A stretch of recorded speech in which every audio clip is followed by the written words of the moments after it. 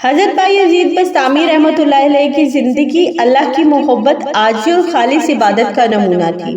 ان کا ہر لمحہ اللہ کی یاد اور اس کی رضا کے حصول میں گزرتا تھا۔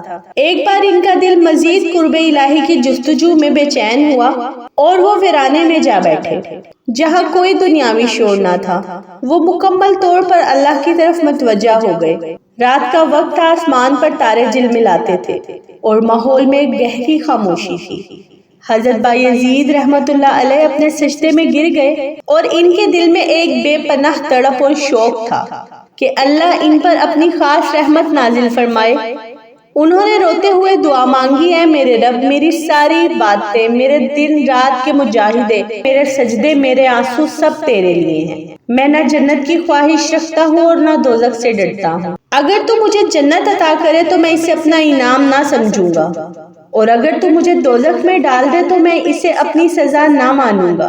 میری دعا صرف یہ ہے کہ تو مجھے اپنا قرب عطا فرما، اپنی محبت میرے دل میں ہمیشہ زندہ رکھ اور مجھے اپنے بندوں میں سے ایک عاجز بندہ بنا لے۔ یہ دعا اس قدر گہری اور مخلص تھی کہ اس نے کائنات میں ایک لرزش پیدا کر دی۔ ایسا محسوس ہوا کہ آسمانوں سے رحمتوں کی بارش ہو رہی ہو۔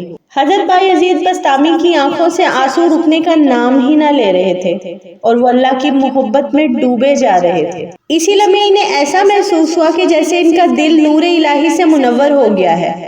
ایک کیفیت نے ان پر غلبہ کر لیا اور ان کے دل سے یہ آواز آئی کہ اے بائی یزید، تمہارے اخلاق اور محبت نے ہماری رحمتوں کو تمہارے قریب کر دیا۔ تم ہمارے ان خاص بندوں میں شامل ہو جو صرف ہماری رضا کے لیے جیتے ہیں۔ یہ لمحہ ان کے لیے زندگی کی سب سے بڑی کامیابی تھا۔ اس واقعے نے نہ صرف حضرت بائی یزید بسطامی رحمۃ اللہ علیہ کی روحانی بلندی کو مزید بڑھایا، بلکہ یہ بھی واضح کیا کہ اللہ کی محبت میں ڈوب کر کس طرح بندہ اپنے رب کے قریب ہو سکتا ہے۔ حقیقی عبادت وہی ہے جو خالص ہو، بغیر کسی ذاتی مفاد کے، اور صرف اللہ کی رضا کے لیے ہو۔ اللہ کے ولی ایسے ہی ہوتے ہیں جو نہ جنت کے طلبگار ہوتے ہیں اور نہ دوزخ سے خوف زدہ ہوتے ہیں، جو صرف اللہ کی محبت میں گم ہوتے ہیں۔